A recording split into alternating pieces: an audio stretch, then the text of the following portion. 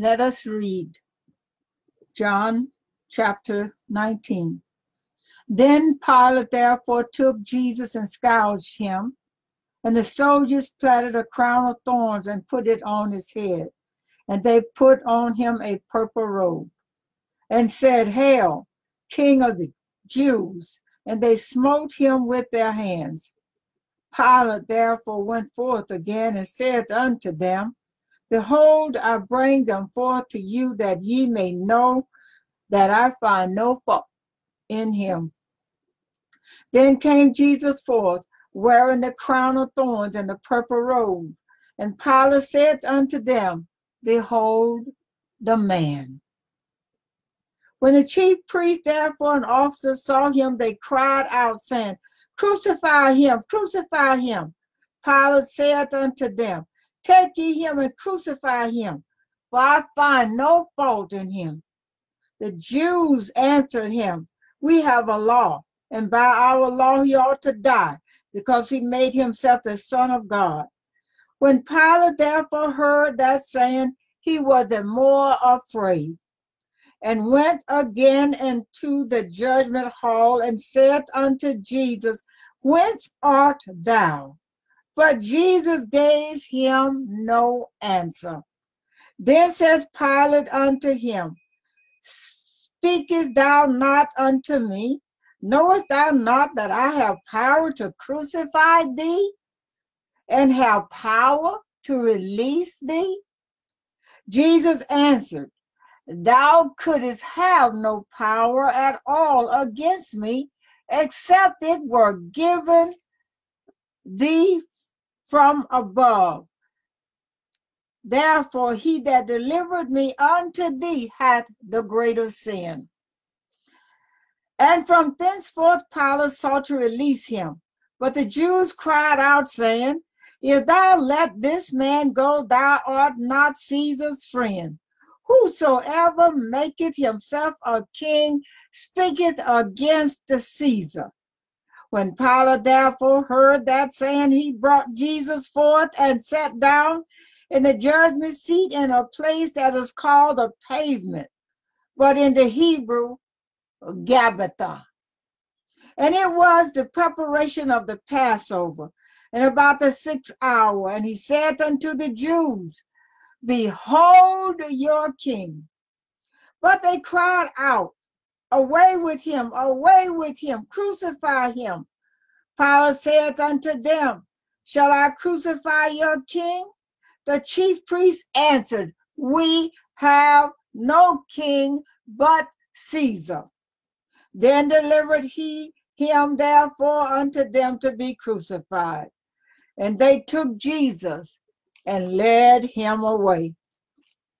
And he, bearing his cross, went forth into a place called the place of a skull, which is called in the Hebrew, Golgotha, where they crucified him, and two other with him on either side, one, and Jesus in the midst. And Pilate wrote a title and put it on the cross, and the writing was, Jesus of Nazareth, the King of the Jews. This title then read many of the Jews, for the place where Jesus was crucified was nigh to the city, and it was written in Hebrew and Greek and Latin. Then said the chief priests of the Jews to Pilate, Write not the King of the Jews, but that he said, I am King of the Jews. Pilate answered, What I have written, I have written. Then the soldiers, when they had crucified Jesus, took his garments and made 4 parts, to every soldier a part, and also his coat. Now the coat was without seam, woven from the top throughout. They said therefore among themselves, Let us not rend it, but cast lots for it, whose it shall be, that the scripture might be fulfilled, which said, They parted my raiment among them, and for my vesture they did cast lots. These things, therefore, the soldiers did.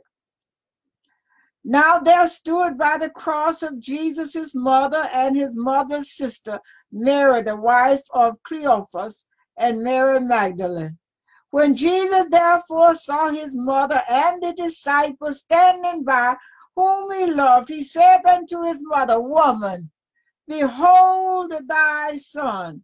Then said he to the disciple, Behold thy mother. And from that hour that disciple took her unto his own home.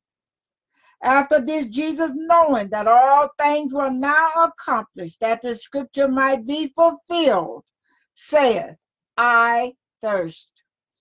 Now there was set a vessel full of vinegar, and they filled a sponge with vinegar and put it upon hyssop and put it to his mouth. When Jesus therefore had received the vinegar, he said, It is finished. And he bowed his head and gave up the ghost.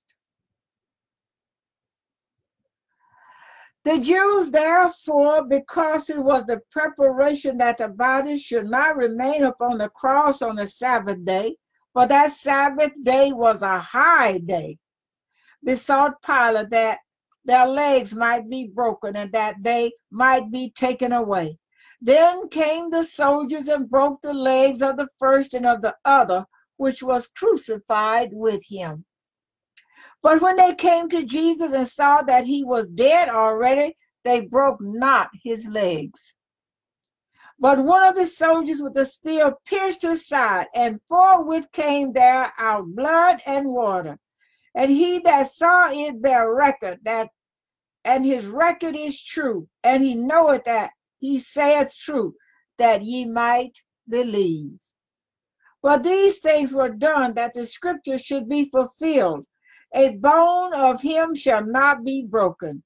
And again another scripture said, They shall look on him whom they pierced. And after this, Joseph of Arimathea, being a disciple of Jesus, but secretly for fear of the Jews, besought Pilate that he might take away the body of Jesus.